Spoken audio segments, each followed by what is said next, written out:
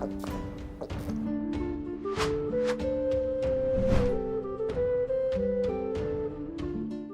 Moin, hallo und herzlich willkommen zu einem neuen Video hier auf meinem Kanal. Heute gibt es ja eine Runde Shakes and Fidget und heute wollte ich euch mal eine kleine Strategie vorstellen, die schon hier und da ein bisschen die Runde gemacht hat. Und zwar ist das mit Hilfe des Kalenders durch einen ganz bestimmten Trick ein Level mehr zu machen als jeder andere Spieler, der diesen Trick nicht benutzt. Und das möchte ich euch mal zeigen und mal vorzeigen, wie das funktioniert, das Ganze.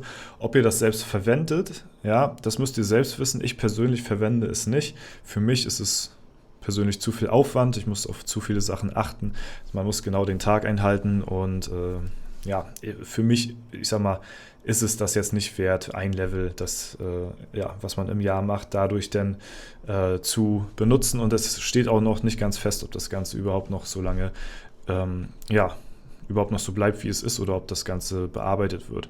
Wovon ich rede, ist vom täglichen Login-Bonus und dem Kalender halt an sich. Ne? Jeden Tag bekommt ihr ja hier eure Belohnung, die ihr euch abholen könnt, und solltet ihr mal einen Tag verpassen, was vielleicht schon hier und da bei den einen oder anderen von euch passiert ist. Bei mir persönlich ist es in der ganzen Zeit, seitdem der Kalender draußen ist, noch kein einziges Mal passiert. Dann wisst ihr auf jeden Fall, dass der Login-Bonus wieder von vorne startet bei Tag 1. Das heißt, ihr könnt bei Tag 1 sein und nehmt Tag 2 an und vergesst dann an Tag 3, seid ihr wieder auf Tag 1. Ne? Ihr könnt auf Tag 1 sein, geht bis zur 19 durch, kurz vor den Level-Up, und vergesst aber das Level-Up, ist er wieder auf Tag 1. Ja? Also das auf jeden Fall mal gesagt.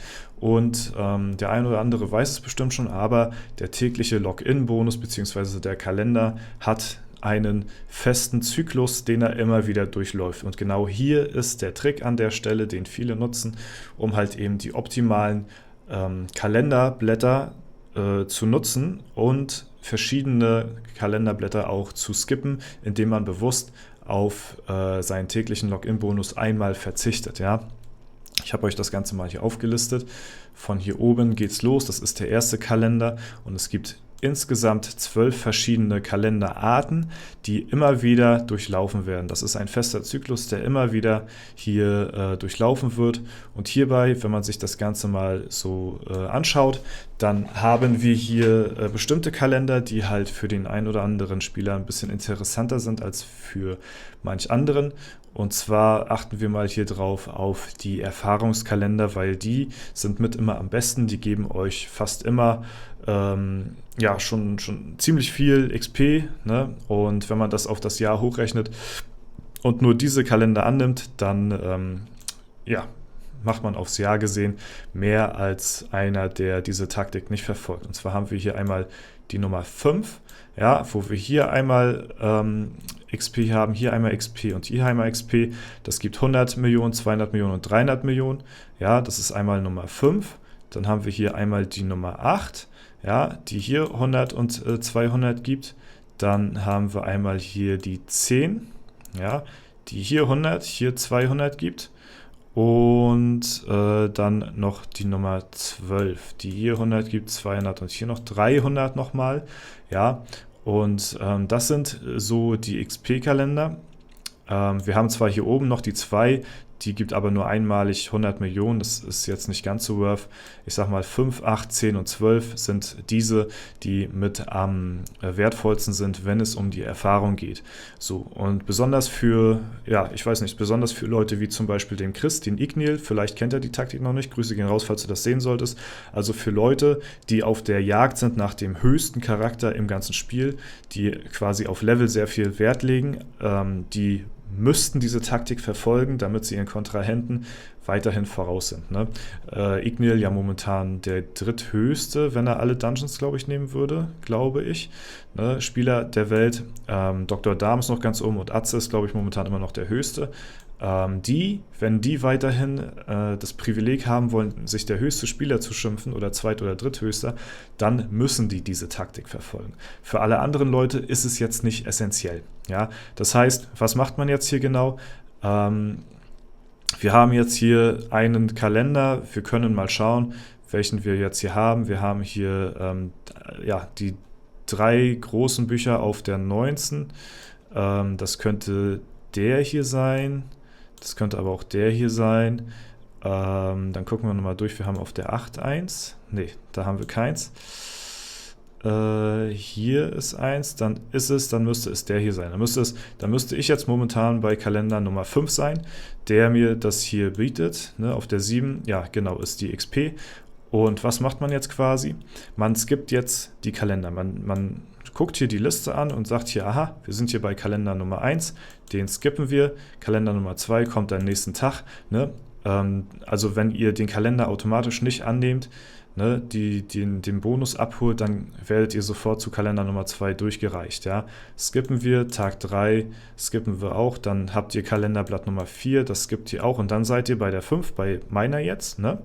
Und diese spielt ihr jetzt komplett durch. Die 20 Tage bis zum Level Up, das nehmt ihr natürlich noch mit. Ne? Und danach, wenn ihr diesen Kalender hier bezwungen habt, dann geht es natürlich weiter mit der Nummer 6. Hier macht ihr wieder gar nichts, ja. Da lasst ihr einmal durchskippen. Bei der 7 lasst ihr einmal durchskippen und dann seid ihr bei der 8. So, und die 8 bietet hier unten auch gute Erfahrung. Den kann man definitiv mitnehmen, bis zum Level Up natürlich. Ne? Und dann haben wir hier die 9 und hier den skippen wir wieder. Da nehmen wir gar nichts an und dann landet ihr nächsten Tag bei der 10. Und die 10 scheppert hier erfahrungsmäßig auch nochmal ziemlich gut rein. Sollte man auch mitnehmen. Die 11 kann man dann wieder skippen und die 12 nimmt man dann wieder mit.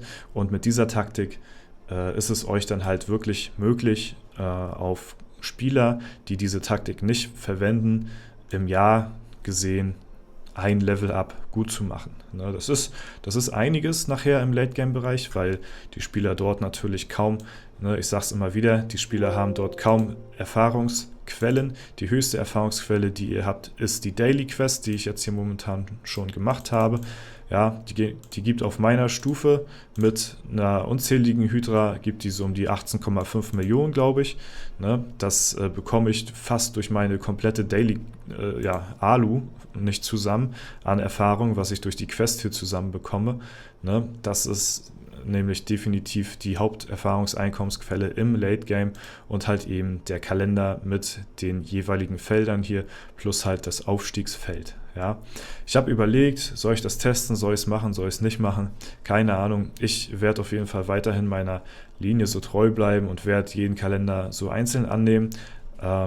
Auch wenn es eventuell schlauer wäre, andere dieser Taktik zu verfolgen, weil die ist deutlich effizienter, weil die Boni, die ihr hier nachher bekommt, die sind fast nichts mehr wert im Vergleich zu dem, was ihr hier halt an Erfahrung bekommt. Das scheppert halt deutlich mehr rein.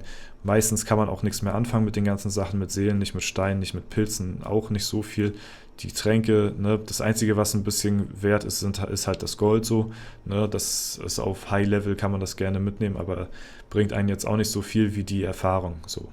Ne, ist die Frage, die Erfahrung bringt einen halt auch nur bis zur bestimmten Stufe was, denn ab Stufe 632 ist überall alles gemaxt. Das heißt, die Goldgrube ist bis dahin, was die Geschwindigkeit der Produktion angeht, gemaxt ab Stufe 632, sowie auch die Wertigkeit der Tränke, ja, was ja auch der Grund ist, warum ich noch hier die Früchte aufbewahre, weil wenn ich die momentan hier brodeln würde, ne, und einen Trank erschaffe, dann hat der einen Wert von 8, noch was Millionen irgendwie. Ne? Und auf Stufe 632 ist dort eben dieses Cap erreicht, dass halt eben auch hier die Tränke, also pro 10 Früchte ein Trank 10 Millionen bringt und das ist eigentlich das, worauf ich noch mit den Früchten hier warte. Ne? Und genau. Das ist halt eben mit der Goldgrube genau das Gleiche.